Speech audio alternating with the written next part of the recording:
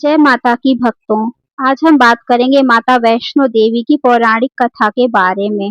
देवी यात्रा भारत की सबसे पवित्र तीर्थ यात्राओं में से एक है, जिनमें हर साल लाखों श्रद्धालु भाग लेते हैं।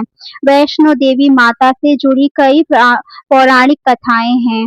यह तीर्थ यात्रा कैसे शुरू हुई, इसके बारे में कई कथाएं प्रचलित हैं। चलो भक्तों, बात करते हैं वैष्णो देवी माता के जन्म के बारे में।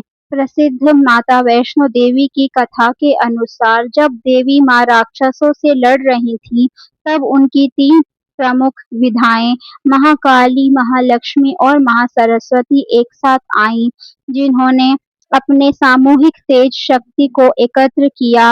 इस सामूहिक तेज से एक चकाचौंध का देने वाला प्रकाश किसी एकीकरण से एक युवती प्रकट हुई। जब उसने पूछा कि उसे क्यों बनाया गया, तो देवियों ने उसे समझाया कि उन्हें उस पृथ्वी पर रहने और धर्म की रक्षा अपना समय व्यतीत करने के लिए बनाया है। अब दक्षिण भारत में रहने वाले रत्नाकर और उनकी पत्नी के घर जन्म लो, जो तुम्हारे परम भक्त हैं। पृथ्वी पर निवास करो, धर्म का पालन करो और आध्यात्मिक रूप से विकसित हो, ताकि चेतना के उच्च स्तर पर पहुंच सको। उचित चेतना स्तर प्राप्त करने पर तुम सृष्टिकर्ता विष्णु में विलीन हो जाओगी और उनके साथ एक हो जाओगी। देवी ने उन्हें आशीर्वाद दिया। कुछ समय बाद रत्नाकर और उनकी पत्नी के घर एक बहुत ही सुंदर पुत्री का जन्म हुआ। दंपति ने उस बच्ची का नाम वैष्णवी रखा। बचपन से ही उस कन्या में ज्ञान और आध्यात्मिकता के प्रति अदम्य जिज्ञासा थी। वैष्णवी ने ज्ञान की खोज में अपने अंतर्मन का अध्ययन करना शुरू कर दिया और शीघ्र ही ध्यान की कला सीख ली। उन्हें यह एहसास हुआ कि ध्यान और तपस्या ही एकमात्र मार्ग है जो उन्हें उनके लक्ष्य के करीब ले जा सकती है। सृष्टिकर्ता विष्णु के साथ एक तत्व प्राप्त करने के अपने गहरे उद्देश्य को जानने के बाद उन्होंने गृहस्थी के सभी सुख सुविधाओं को त्याग कर ध्यान करने के लिए घने वन में शरण ली। इस दौरान अपने 14 वर्ष के वनवास के दौरान भगवान राम वैष्णवी से मिलने आए। वैष्णवी ने उन्हें सामान्य व्यक्ति नहीं बल्कि भगवान विष्णु का अवतार समझा। उन्होंने तुरंत भगवान राम से प्रार्थना की कि वह उन्हें अपने में विलीन कर लें, ताकि वे परम सृष्टिकर्ता के साथ एक तत्व प्राप्त कर सकें। भगवान राम, जो जानते थे कि यह उचित समय नहीं है, ने उन्हें ऐसा करने से रोक दिया। उन्होंने वैष्णवी से कहा कि उचित समय अंततः कलयुग में आएगा, जब वे कल्कि अवतार में होंगे। राम ने उनसे ध्यान करने और त्रिकुटा पर्वत माला की तलहटी में एक आश्रम बनाने का भी आग्रह किया। वैष्णवी ने ऐसा ही किया और उत्तर भारत में त्रिकुटा पर्वत माला में अपना आश्रम स्थापित किया।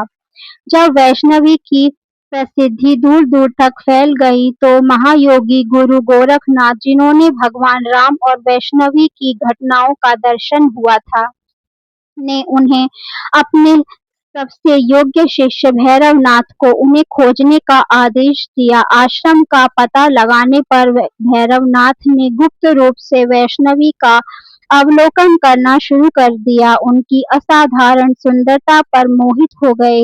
उन्होंने वैष्णवी से विवाह करने का आग्रह करना शुरू कर दिया।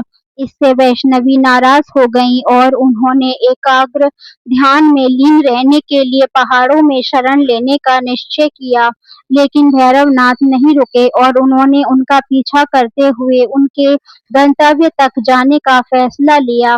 वैष्णो देवी बाणगंगा, चरण पादुका और अर्धकुंवारी में विश्राम करने के बाद अंततः पवित्र गुफा मंदिर पहुंची। जब देवी भैरवनाथ ने उनका पीछा करना जारी रखा, जबकि देवी उनसे बचने का प्रयास कर रही थी, तो उनके पास उन्हें मारने के अलावा कोई विकल्प नहीं बचा। वैष्णवी गुफा से बाहर प्रवेश द्वार के ठीक सामने भैरवनाथ का सिर काटना पड़ा। भैरवनाथ को अपनी गलती का एहसास हुआ। उन्होंने क्षमा मांगी। सर्वशक्तिमान माता देवी ने भैरवनाथ पर दया की और उन्हें वरदान दिया।